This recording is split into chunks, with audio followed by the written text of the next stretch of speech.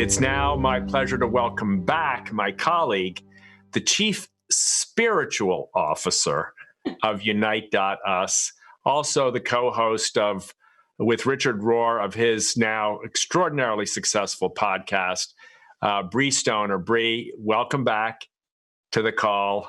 Welcome back to the teaching. Thank you for doing all you've done. Thank you so much, Tim. So we were talking, Brie, about how we can connect the dots for people here. There's been a lot of discussion throughout the call on practices of contemplative centering, practices of interior self-awareness, quiet, chant. We've seen these things. A lot of people are thinking, what does that have to do with solving the problem? Can you help us understand the connection between these kinds of practices and actually getting things done? Right, absolutely. Well, one of the things that's so interesting is that we've created a very strong division between the inner life and our outer life, our outer work, or what we dedicate ourselves to in life. But in reality, all spiritual traditions teach that there's a really strong connection between the practices of interiority that we do and the life that we lead on the outside with our relationships to each other and within our society. You know, when we're in meditation, one of the things that we're doing is we're letting go of what was. We're letting go of our thoughts, our stories, our narratives, our assumptions, so that we can move more fully into the potential of what could be. The mystics, a lot of Christian mystics describe this as leaning into the unknowing, which actually most of us don't really enjoy. Most of us don't enjoy not knowing or not being certain, especially in the current crisis that we're facing. It's very difficult for us to not know when we're going to get back to life, when we're going to get back to work, when we're going to return to our jobs. But the mystics teach us that this place of unknowing is actually a really creative place to be. So it sounds like, so for some people, they might say, look, I pray at night. I ask God to help me. Other people might say, I don't believe in God. I walk in nature, other things like that. Are they all oriented in the same way? I was raised to pray the rosary, for instance. We speak a lot in the rosary. It's repetitive. Do they all bring us to that space of trust or unknowing or not? I think any practice that helps us create a blank slate, that helps kind of, I call it the windshield wiper, that helps release the ways that we tend to cling to our stories and our narratives, and helps us relax into a state of trust or openness, is a really, really positive practice. And here's the thing, it's not just a practice that you do for yourself. It's actually that when we do these practices, it's for the sake of the whole, because it changes how we interact and relate to each other. It allows me to dip into a place where if I can let go of my thoughts, my stories, my narratives, and my assumptions, then I also am able to let go of the ways I tend to put those narratives on you, how I tend to put those assumptions on you. And listen, we're having this conversation about the call to unite. And we cannot emerge from this crisis and be more united if we're unwilling to see the ways in which we're interiorly divided, but also divided against each other. And one of those primary barriers is our assumptions. So one of my friends and my colleagues in the social emotional learning movement refers to learning to be curious instead of furious. It sounds like there's a resonant question here about how do we unlock creativity in solving problems. And part of it is no longer being trapped by assuming that the other person, or assuming that the problem is already impossible, is already destructive, is already set against us. We've got to drop out, and some might say have faith, some might say trust God, some might say be contemplatively open, but it's this similar process, at least, to being open to some new problem solving that only an open heart and open mind can create. Am I getting it right? Oh yeah, totally. I mean, here's the thing. We just simply cannot move into what could be, the future we hope for, if we're still clinging to what was or to the past. And you mentioned the word creativity. This is a creative principle. I can't write a new song if when I sit down at the piano, I'm thinking about and singing the song I wrote before, right? So artists do this intuitively. And I think all of us as a society need to lean into that capacity to move into a state of unknowing, which we are in right now during this time, this kind of uncomfortable in between. But to see it as a practice that we do for the sake of the whole and for the sake of being able to encounter each other from a whole new place, a place where I'm not going to limit you by your past. I'm not going to limit you by my assumptions. Please don't. Especially them. Thank goodness. No. Thank goodness. Thank goodness. But when you feel the fruitful potential and the infinite possibility that creates. We started in the very beginning, almost 12 hours ago now, talking about justice and joy. If you separate them and you think all I need is my own joy, then you can sacrifice justice. If you think all I want is justice, you tend to sometimes think you got to fight the whole time. Put them together. I think you have to have an open heart. Thank you, Brie. I know you've got one of the great teachers on hand to continue this conversation. Let's turn it over to you now to carry it forward. That's right. This is, first of all, this whole journey has been such a joy for me because I feel like I'm watching the greatest hits of all of my favorite spiritual teachers that have taught me so much. And I'm particularly thrilled to welcome Brian McLaren, who has taught me and has taught so many of us. So Brian, welcome to the Call to Unite. I'm so happy to be here with you all. I'm Brian McLaren. For 24 years, I was the pastor of a beautiful interdenominational congregation in the Washington, D.C. area. And for the last 14 years, I've been working as a writer, speaker, activist. I'm an advocate for a new kind of Christianity that works with people of all faiths to seek the common good, to heal the planet, and to seek justice for and with the poor while working for peace everywhere where there's conflict and fear and hate and division. Last night, as the Call to Unite began, Tim Shriver said, "In the worst of times, we can become our best." I thought that was a beautiful and true word from Tim. In the worst of times, we can become our best. And the question is how? My roots in the contemplative tradition tell me that the answer begins with changing our mind, not simply changing what we think, but changing how we think. In the worst and the hardest of times, our old ways of thinking often fail us. They're often what got us into the mess we're in. And that failure opens us up to new and deeper ways of thinking. Many years ago, one of my 4 children was diagnosed with cancer. He's 35 now, but he was just 6.5 then. He's a big guy, 6'2" now. He was just a little guy then. He had daily chemotherapy for about 3.5 years. And for the first 10 months, he was hospitalized for a few days every month because his immune system was compromised and his little body would get a life-threatening infection.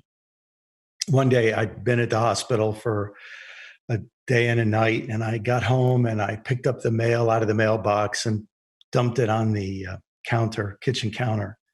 Then I noticed a newsletter for an organization of parents with children with cancer.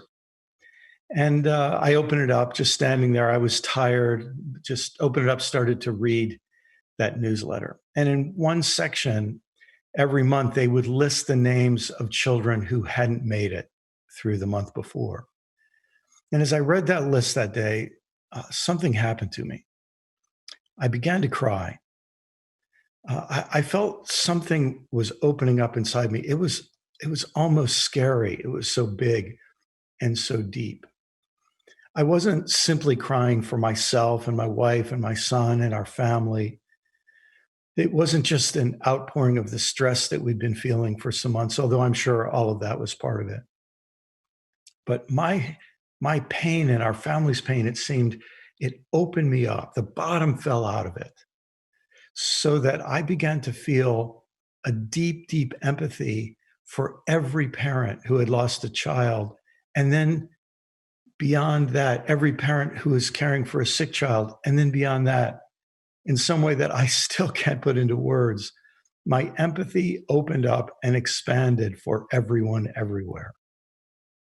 Something happened to me that day. It was like the architecture of my own mind and heart and soul got rearranged, and it's never gone back to the way it was before.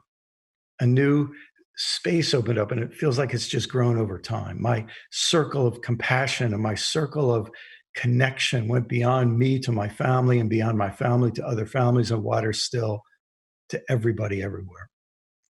I felt that we were all one, all suffering the same grief in a way, all feeling the same fears, all in our own ways, afraid and in pain and so very vulnerable. And all of us were held in the same great, big, bottomless love. Now, when I look back, I call that a mystical experience. At the time, I was a little worried I was losing my mind, but it was so overwhelming. But the great love and the great sorrow I felt that day played a part in changing my mind to a more contemplative mind. Now, a contemplative mind is a mind that sees things whole. It looks for the larger one that can contain every two or every many. If you divide, it seeks a greater unity. If you exclude, it seeks to draw a greater circle of inclusion. If you blame, it seeks to understand and forgive. If you fear, it tries to enter into a bigger courage that makes the threat seem smaller.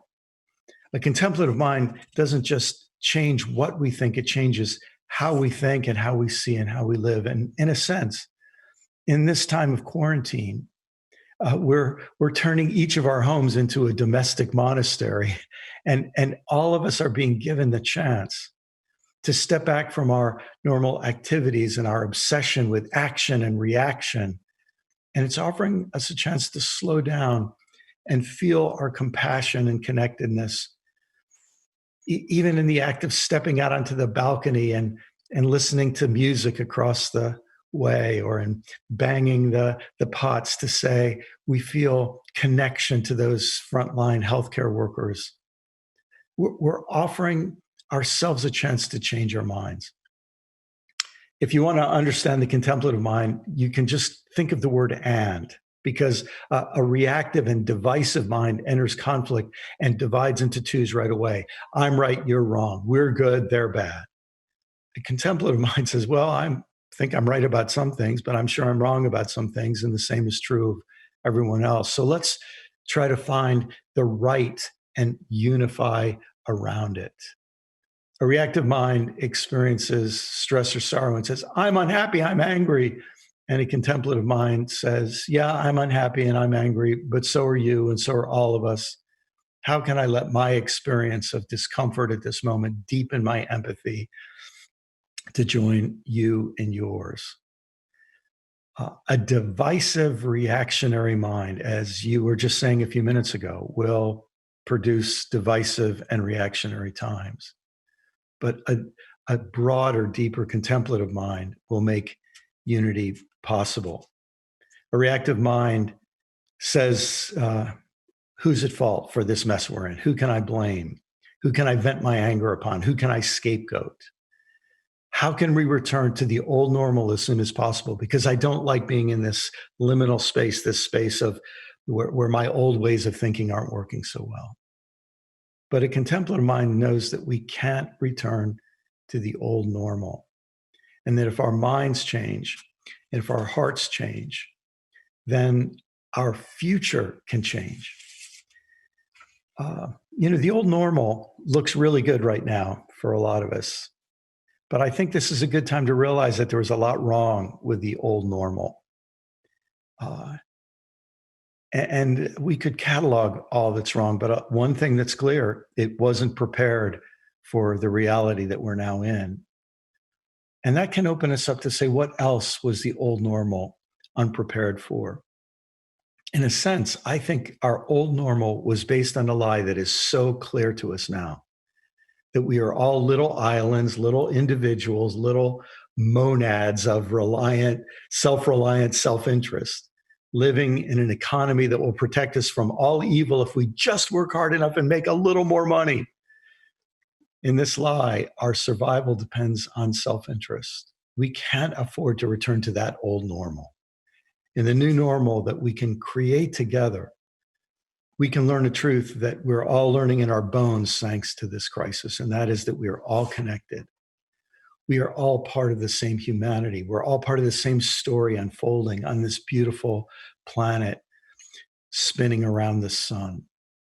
We're all in trouble, and our only way out is together.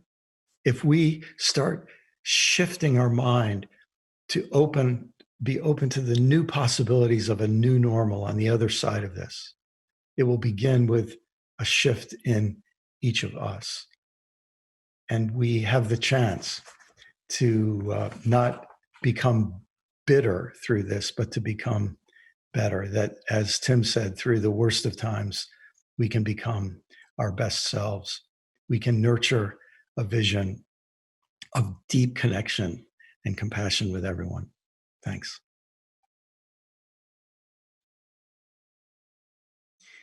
Wow, Brian, that was such a profound meditation. Thank you so much for sharing your wisdom with us.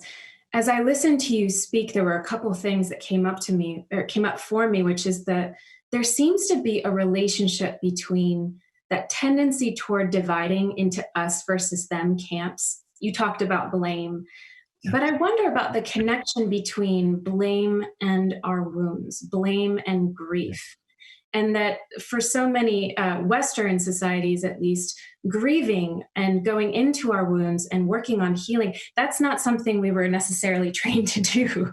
We're trained to keep up with the business as usual, keep going, keep moving. So what is the relationship between that tendency to, kind of push other people out and our own pain and our own unprocessed grief? Yes.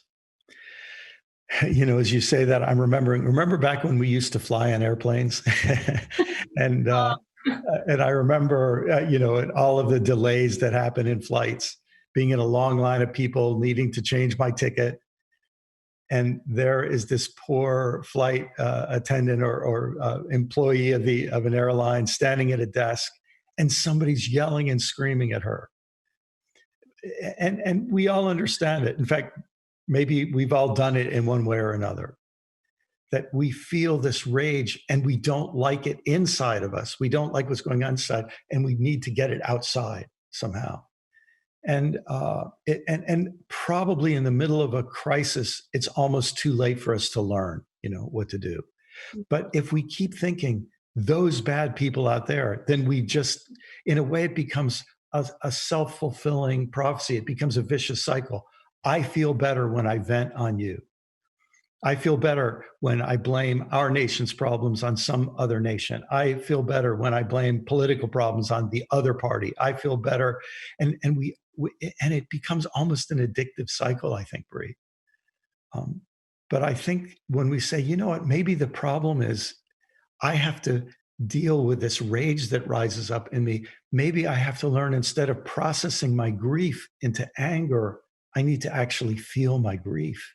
And the tragedy is, when we're always processing our grief into anger and projecting it out, I think our own grief and sadness, if we actually can bear to live with it and not try to run away from it and turn it into anger, it actually can become almost that tunnel or trap door through which we find empathy with other people. So then you can imagine standing in the airplane line and thinking, this poor flight attendant, it's not her fault the flight is delayed. We're both in a mess together. How can we come up with a good solution that's going to work for me and that doesn't involve her being damaged? You see, it's not that big a step. It's like a flip of a switch. Wow. Well, Brian, you have offered us such a powerful invitation to unity through this contemplative mind, or through contemplative practice, through being capable, or learning to be capable of welcoming our own emotions, to be able to notice what's happening inside of ourselves, so that we can access that point of unity, of compassion. On behalf of the entire Unite team and everyone who's watching, thank you so much for teaching us this morning, Brian. Thanks for the beautiful thing you're doing.